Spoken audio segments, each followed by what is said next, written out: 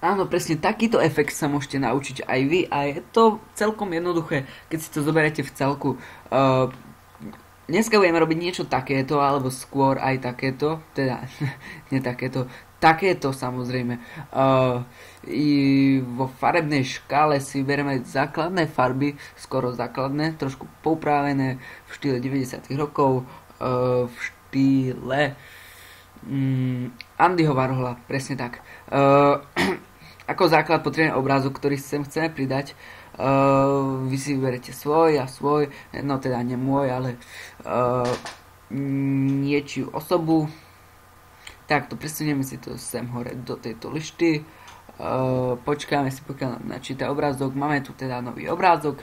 A čo ako prvé urobíme, my si klikneme pravým tlačítkom na túto prvú vrstvu, ktorá sa nazýva zatiaľ background. Dáme si convert to smart object a ešte raz klikneme pravým a dáme rasterize layer, čiže rasterizovať vrstvu. Dobre, všetko máme OK.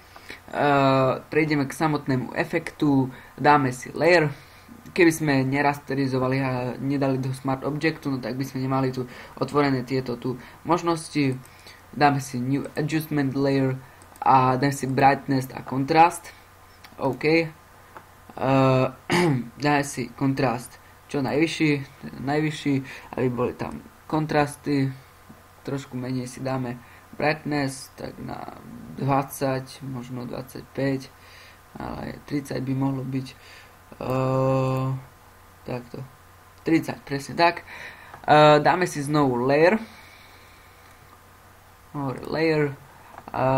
Dáme si new adjustment layer a dáme si tentokrát, pôjdeme až dole, dáme si threshold. Stačí threshold, OK. A hneď to máme čierno-biele, lenže nevyzerá to moc takto, ako to vyzerá napríklad tu. Tu je to trošku viac detailnejšie. Takže čo si urobíme, toto tu si zmenšíme na trošku menej. Vidíte, je to skoro už podobné.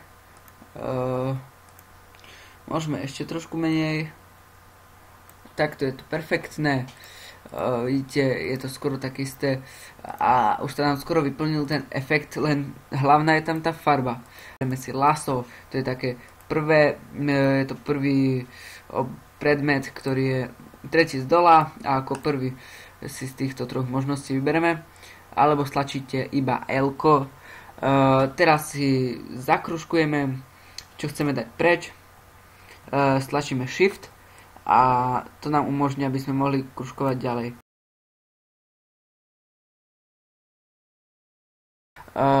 Skôr než niečo budeme s tým robiť, klikneme si na Layers a vytvoríme novú vrstvu.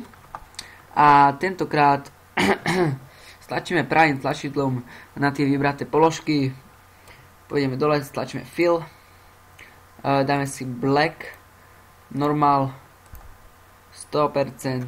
A dáme OK. Ako vidíte, všetko nám to zafarbí do čierna, dáme Ctrl D a takto to vyzerá.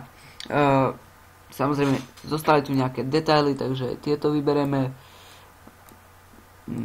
Takto. A ešte toto.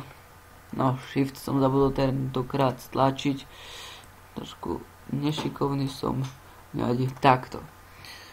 Klikneme znovu. Fill a dáme Black OK. Dobre, to nám zmizlo Ctrl D. Ideme teraz k samotnému zafarbovaniu, vytvoríme si novú vrstvu, zoberieme si farbu, ktorú by sme tam chceli dať, napríklad žltú, čo najvýraznejšiu.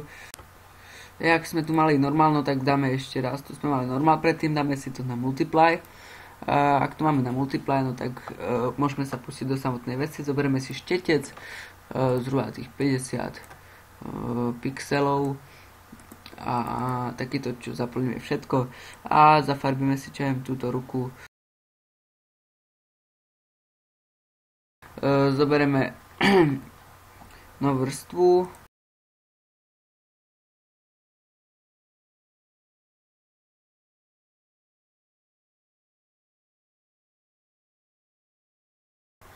Tak, a máme hotový obrázok.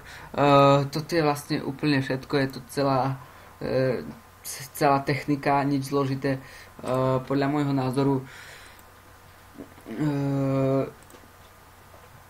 Je to, jak som hovoril, na level 2, takže ak sa vám toto video páčilo, môžete zanechať odber, alebo inak povedať subscribe, tým uvidíte prvý ako moje videá.